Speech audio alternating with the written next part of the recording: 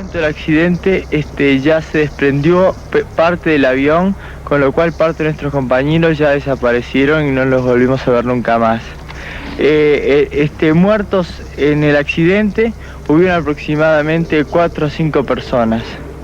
Muchos heridos bastante graves que ya la primera noche fallecieron.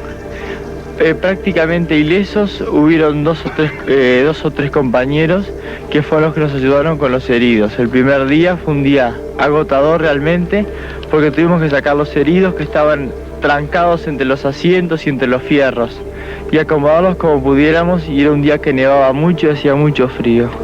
Es decir que el primer día quedamos exhaustos hasta que nos cayó la noche y la noche seguía así entre los lamentos de los heridos. El primer día fue trágico. La tragedia del vuelo 571 de la Fuerza Aérea Uruguaya, ocurrida en 1972, es una historia impactante de supervivencia en condiciones extremas. Después de que un avión se estrellara en la cordillera de los Andes, los sobrevivientes enfrentaron el desafío de luchar contra el frío, el hambre y el aislamiento en las montañas.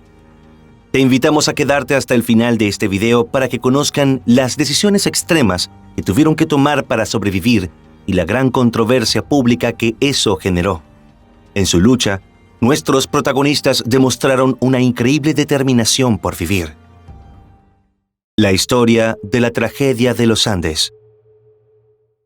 Yo soy Levi y hoy te traigo otra historia de la vida real. No te olvides antes de irte suscribirte y dejarme tu me gusta si te ha gustado nuestro trabajo. Sin nada más que decir, comencemos. Corría el año 1972 y el equipo de rugby aficionado All Christians Club de Montevideo, Uruguay, tenía programado un partido contra el equipo All Boys Club en Santiago, Chile. Por ello, el presidente del club, Daniel Juan, alquiló un avión Fairchild de la Fuerza Aérea Uruguaya para transportar al equipo y otros pasajeros. El vuelo partió del aeropuerto de Carrasco el 12 de octubre de 1972 con 40 pasajeros, incluyendo a los jugadores y algunos amigos y familiares que se unieron al viaje. También estaban 5 miembros de la tripulación, liderada por el experimentado piloto coronel Julio César Ferradas, quien contaba con 5.117 horas de vuelo. Precisamente su experiencia y conocimiento llevaron al coronel a hacer una parada en Mendoza, Argentina, para pasar la noche, debido a un frente de tormenta sobre la cordillera de los Andes. La ruta directa a Santiago requería volar a altitudes muy cercanas al techo operativo máximo del avión, por lo que la aeronave normalmente seguía una ruta en forma de U más larga que evitaba las altas montañas. El 13 de octubre, las condiciones climáticas no mejoraron por la mañana, pero se esperaba que cambiaran por la tarde, por lo cual el piloto despegó a las 14:18 horas desde Mendoza y se dirigió hacia el Paso del Planchón en la cordillera de los Andes. Se esperaba que el avión cruzara hacia Chile y se dirigiera al aeropuerto Los Cerrillos en Santiago. Julio tenía experiencia, pues en 29 ocasiones anteriores había volado a través de los Andes. Por eso, durante este vuelo, estaba supervisando y entrenando al copiloto Dante Héctor Lagurara, quien era el piloto al mando. Aquel día las montañas estaban cubiertas por nubes, lo que dificultó la visibilidad de la tripulación. Los pilotos volaban guiándose por instrumentos a una altitud de 5.500 metros y no podían confirmar visualmente su ubicación. Algunos informes indican que Dante utilizó la navegación por estima y eso hizo que calculara incorrectamente su posición. Lo cierto fue que el instrumento de la aeronave mostró al piloto la distancia a la siguiente radiobaliza en Curicó, y aunque faltaba un considerable trecho por recorrer, inexplicablemente, poco después Dante informó que estaban a punto de llegar a Curicó. Además, la aeronave también giró demasiado pronto y en el rumbo equivocado. Mientras descendía, experimentó turbulencias severas, lo que hizo que el avión subiera y bajara bruscamente. Los pasajeros inicialmente tomaron la turbulencia a la ligera, hasta que se dieron cuenta de que estaban peligrosamente cerca de una montaña. El piloto intentó ganar altitud aplicando la máxima potencia, pero las turbulencias continuaron. El avión colisionó con la montaña 2 o 3 veces, arrancando el ala derecha y luego el ala izquierda. La parte trasera del fuselaje se desprendió, llevando consigo a varios pasajeros y miembros de la tripulación. El fuselaje restante continuó avanzando antes de impactar contra un banco de nieve, lo que resultó en la muerte de Julio, mientras Dante resultó gravemente herido y quedó atrapado en la cabina. Quedaron varados en el glaciar de las Lágrimas, en una zona remota de la cordillera de los Andes, muy lejos de su ruta planificada. De los 45 ocupantes, 33 sobrevivieron al accidente, aunque muchos sufrieron heridas graves, como fracturas en las piernas debido al colapso de los asientos. Los que estaban en condición menos deplorable se esforzaron por brindar ayuda médica a los heridos. Después de una hora de que el vuelo se reportó como perdido, el Servicio de Búsqueda y Salvamento Aéreo de Chile fue notificado, y 4 aviones rastrearon hasta que oscureció. Los oficiales del Servicio de Búsqueda chileno concluyeron que la aeronave había aterrizado en una de las áreas más remotas e inaccesibles de los Andes y llamaron al Cuerpo de Socorro Andino de Chile.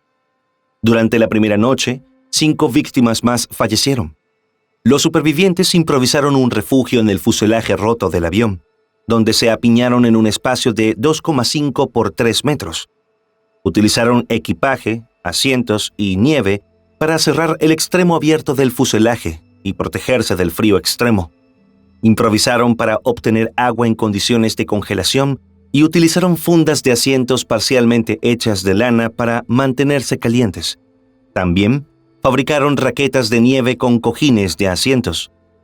En el segundo día, 11 aviones de Argentina, Chile y Uruguay intentaron dar con la ubicación del avión siniestrado. Los supervivientes vieron 3 aviones sobrevolar la zona, pero no pudieron llamar su atención. Seguían falleciendo personas. Los sobrevivientes eran 27 y enfrentaron graves dificultades en las noches con temperaturas que descendían hasta menos 30 grados centígrados. La mayoría de ellos no tenía experiencia en la nieve ni en altitudes elevadas y carecían de suministros médicos, ropa adecuada para el clima frío y alimentos. Solo disponían de 3 pares de gafas de sol para protegerse de la ceguera de la nieve. La búsqueda se canceló después de 8 días, el 21 de octubre, cuando concluyeron que no había esperanzas y esperaban encontrar los cuerpos en el verano, cuando la nieve se derritiera.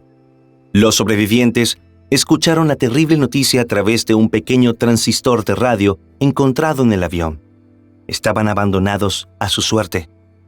Decididos a vivir, hicieron inventario de los alimentos disponibles: 8 barras de chocolate, una lata de mejillones, 3 tarros pequeños de mermelada, una lata de almendras, algunos dátiles, caramelos, ciruelas secas y varias botellas de vino. Racionaron al máximo, pero pronto se quedaron sin comida y comenzaron a experimentar una debilidad extrema por causa del hambre. Ante la falta de opciones y desesperados por sobrevivir, acordaron que en caso de morir, los demás podrían consumir sus cuerpos para mantenerse con vida.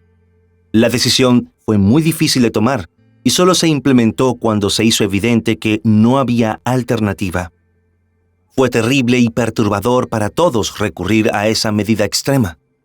Todos los pasajeros eran católicos y algunos buscaban respuestas en su fe, relacionándolo con la Eucaristía o el concepto bíblico de dar la vida por los amigos, plasmado en el libro de Juan, capítulo 15, versículo 13.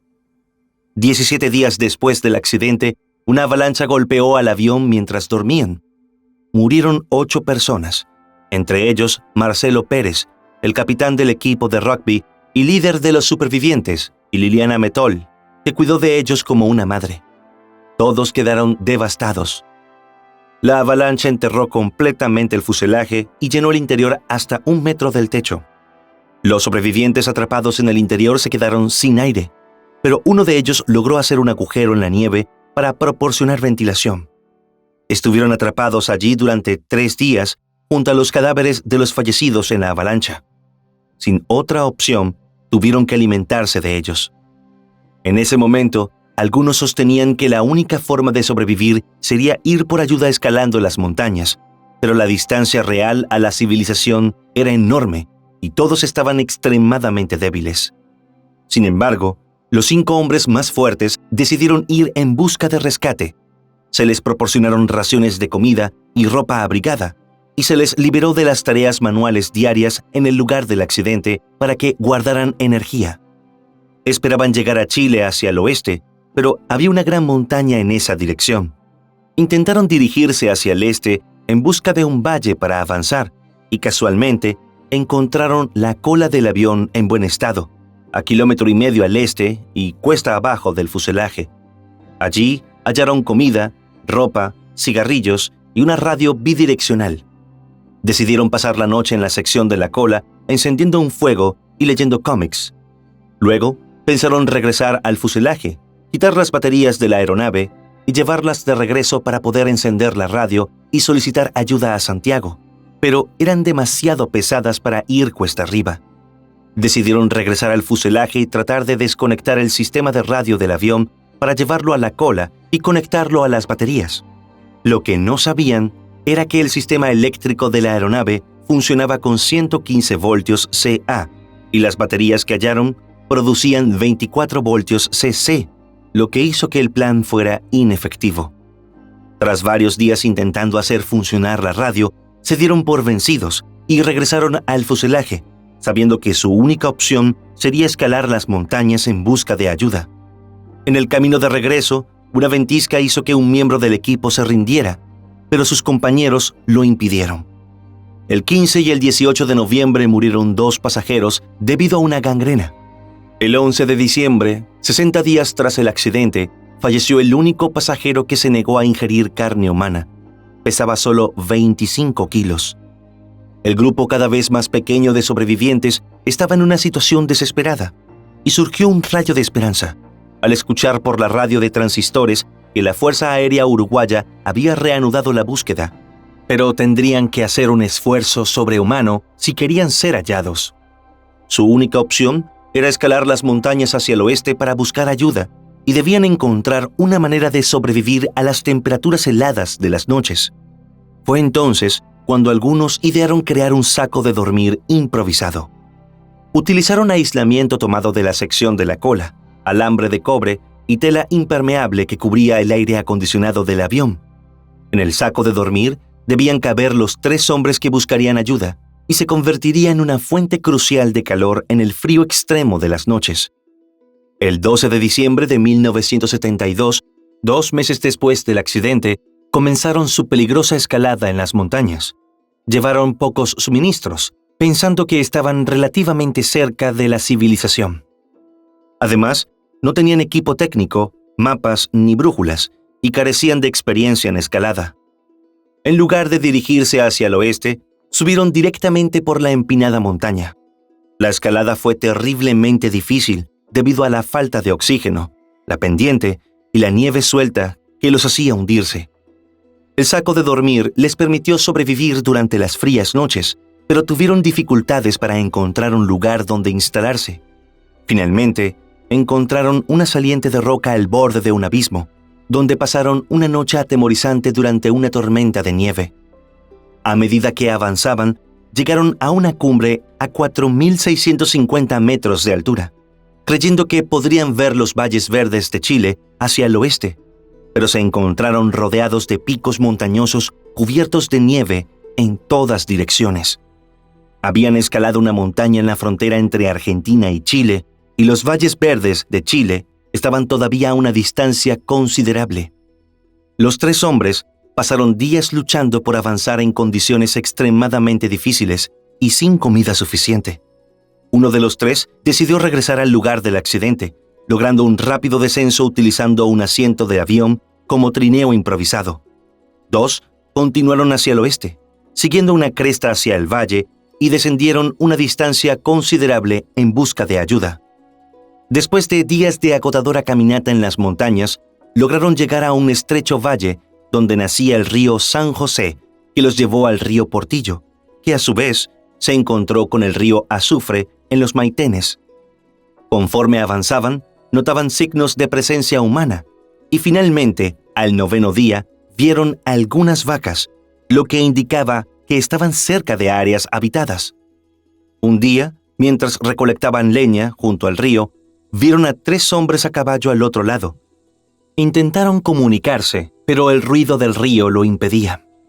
Finalmente, uno de los hombres al otro lado del cauce gritó: «¡Mañana!». Al día siguiente, el 21 de diciembre de 1972, el hombre regresó, y a través de garabatos escritos en una nota atada a una cuerda, se comunicaron rudimentariamente. Le informaron que eran sobrevivientes de un accidente aéreo y estaban desesperados por ayuda. Sergio Catalán, el arriero chileno que los encontró, leyó la nota y comprendió la gravedad de la situación. Recordó que el padre de Carlos Páez, uno de los pasajeros del avión, había preguntado previamente a los arrieros si habían escuchado algo sobre el accidente aéreo en los Andes. Sergio arrojó pan a los hombres desde el otro lado del río y luego montó a caballo durante 10 horas en busca de ayuda. Encontró a otro arriero en el lado sur del río Azufre y le pidió que se acercara a los sobrevivientes y los llevara a los Maitenes. Luego siguió el curso del río y cruzó un puente para llegar a una carretera que lo llevó a la comisaría de Puente Negro. Desde allí, transmitieron la noticia del descubrimiento al Comando del Ejército de Chile en San Fernando, que se puso en contacto con el ejército en Santiago. Finalmente, los 2 sobrevivientes, Nando Parrado y Roberto Canessa, fueron llevados a caballo a los Maitenes, donde pudieron comer y descansar. Habían caminado aproximadamente 38 kilómetros en 10 días y estaban extremadamente debilitados. Cuando se informó que había sobrevivientes del accidente, decenas de reporteros internacionales se dirigieron a la ruta desde Puente Negro a Termas del Flaco para entrevistar a Nando y Roberto sobre su experiencia de supervivencia y el accidente. La Fuerza Aérea de Chile envió 3 helicópteros para participar en las operaciones de rescate. Estos helicópteros volaron con visibilidad reducida, bajo una densa capa de nubes, para llegar a los Maitenes de Curicó, donde los hombres fueron entrevistados por el ejército chileno. Luego, Nando se ofreció como voluntario para guiar a los helicópteros hasta el lugar del accidente, llevando consigo el mapa de vuelo del piloto para ayudar en la localización de los sobrevivientes restantes. Los pilotos se asombraron por la dificultad del terreno que Nando y Roberto recorrieron para buscar ayuda. El 22 de diciembre de 1972, 2 helicópteros con personal de búsqueda y rescate llegaron a los supervivientes en la montaña. Sin embargo, el terreno empinado permitía aterrizar solo a un helicóptero. Debido a las restricciones de altura y peso, los 2 helicópteros solo pudieron llevar a la mitad de los sobrevivientes en ese viaje. 4 miembros del equipo de búsqueda y rescate se ofrecieron como voluntarios para permanecer con los 7 sobrevivientes que quedaban en la montaña. Esa noche, todos durmieron en el fuselaje del avión. Al día siguiente, al amanecer, el segundo vuelo de helicópteros llegó y llevó a los sobrevivientes restantes a hospitales en Santiago, donde fueron evaluados y tratados por diversas condiciones, como mal de montaña, deshidratación, congelamiento, huesos rotos, escorbuto y malnutrición. En circunstancias normales, el equipo de búsqueda y rescate habría recuperado los cuerpos de los fallecidos para su entierro. Sin embargo, dadas las circunstancias excepcionales, incluyendo que estaban en territorio argentino, optaron por dejarlos en el lugar hasta que las autoridades pudieran tomar las decisiones necesarias. Los cuerpos fueron fotografiados y la zona fue cartografiada por el ejército chileno. Un sacerdote católico escuchó las confesiones de los sobrevivientes y les aseguró que no estaban condenados por la antropofagia, debido a la naturaleza extrema de su situación de supervivencia. Inicialmente, los sobrevivientes dijeron que habían sobrevivido alimentándose de provisiones que llevaban consigo, así como de plantas y hierbas locales. Planeaban discutir los dolorosos detalles en privado con sus familias.